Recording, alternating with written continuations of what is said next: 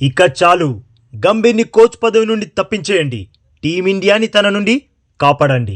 అవును బాస్, సాక్ గౌతమ్ గంభీర్ అన్న hash tag social మీడియాలో ఫుల్గా ట్రెండ్ అవుతుంది. గంభీర్ని ఇండియన్ గ్రేగ్ చాపెల్ అంటూ విమర్శిస్తున్నారు. ఇవి చూసి ఇప్పటికైనా బీసీసీఐ కళ్ళు తెరవాలి. లేదంటే టీమిండియా మరో వెస్టిండీస్ పాకిస్తాన్ టీంలా తయారవ్వడానికి ఇంకెంతో కాలం పట్టదు. ఫస్ట్ ఆ కోచ్ పదవి నుండి గంభీర్ని పీకి పడేసి ఆ పదవికి పర్ఫెక్ట్గా సెట్ అయ్యే వారిని తెచ్చిపెట్టండి. అలా వేరొకరు వస్తే గానీ టీమిండియా విజయాల బాట పట్టదు. ఇలా నేనే కాదు బాస్, చాలామంది ఇదే అనుకుంటున్నారు. క్రికెట్ ఎక్స్పర్ట్స్ కూడా అదే చెబుతున్నారు. గంభీర్ కోచింగ్లో అట్టర్ ఫ్లాప్ అయ్యాడని. సోషల్ మీడియాలో కూడా ఎంతోమంది ఇదే ప్రశ్న లేవనెత్తుతున్నారు. ఇంకెన్నాళ్ళు గంభీర్ని భరించాలి అని, బీసీసీఐ ఎందుకు తనపై యాక్షన్ తీసుకోవట్లేదని. ఎందుకంటే బాస్, గంభీర్ కోచ్ అయ్యాక టెస్ట్ క్రికెట్లో టీమిండియాని ఇండియాలోనే ఓడించేశారు. వరల్డ్ టెస్ట్ ఛాంపియన్షిప్లో క్వాలిఫై అవ్వలేకపోయారు. ఆస్ట్రేలియాలో ఘోర పరాభవం. ఇక ఇప్పుడు సౌత్ ఆఫ్రికా ఫస్ట్ టెస్ట్లో చిత్తు చేసింది. సెకండ్ టెస్ట్లో కూడా మన టీంని ఓడించి వైట్ వాష్ చేయడానికి సిద్ధంగా ఉంది. గంభీర్ కోచ్ అయ్యాక ఏదో పీకేస్తా, ఏదో చేసేస్తా అంటూ రోహిత్, విరాట్లతో రిటైర్మెంట్ ప్రకటించేలా చేశాడు.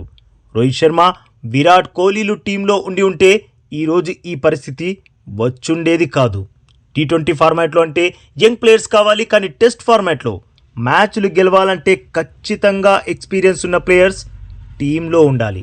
కానీ గంభీర్ అడపా దడపా టీమిండియా ఓటములకు రోహిత్ కోహ్లీలే కారణం అనేలా చెప్పి వాళ్ళని వాళ్ళ చేతే రిటైర్మెంట్ ప్రకటించే పరిస్థితికి తెచ్చాడు. మరి ఇంత చేసి గంభీర్ సాధించిందేంటయ్యా అంటే టెస్ట్ ఫార్మాట్లో వరుస ఓటములు.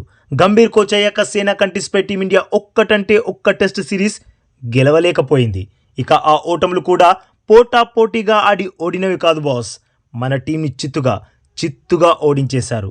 నిజాం బాస్, రోకో జోడీని టెస్ట్ ఫార్మాట్లో అయితే చాలా మిస్ అవుతున్నాం. వాళ్ళే ఉండి ఉంటే తమ ఎక్స్పీరియన్స్తో టీంని గెలిపించేవారు. ఇంత దారుణ ఓటములనైతే చూసేవాళ్ళం కాదు. ఏమంటారు బాస్, అవునా కాదా? ఇక ఇప్పుడు సోషల్ మీడియాలో కూడా గంభీర్పై ఫుల్ ఫైర్ అవుతున్నారు ఇండియన్ ఫ్యాన్స్. గంభీర్ని తొలగించండి, టీమిండియాని కాపాడండి అంటూ బీసీసీఐకి మెసేజ్ల మీద మెసేజ్లు పెడుతున్నారు. ఒక యూజర్ ఏం పోస్ట్ పెట్టారంటే, dear BCCI, save Indian cricket by removing coach Gautam Gambhir go back అంటూ చాలా ఓల్డ్ పిక్ పెట్టారు. యాక్చువల్గా ఇది స్వాతంత్రోద్యమ సమయంలోని ఫోటో. దీన్ని ఎడిట్ చేసి పెట్టారు, గంభీర్ గో బ్యాక్ అంటూ. ఇక మరో user, dear BCCI, remove Gautam Gambhir before he completely rules the Indian team, otherwise all you will have left it regret.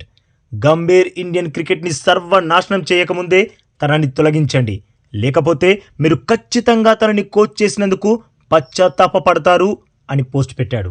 అదే user, coach Greg Chappell from 2005 to 2007, same history is repeating in the Indian cricket by coach Gautam Gambhir అని post పెట్టాడు.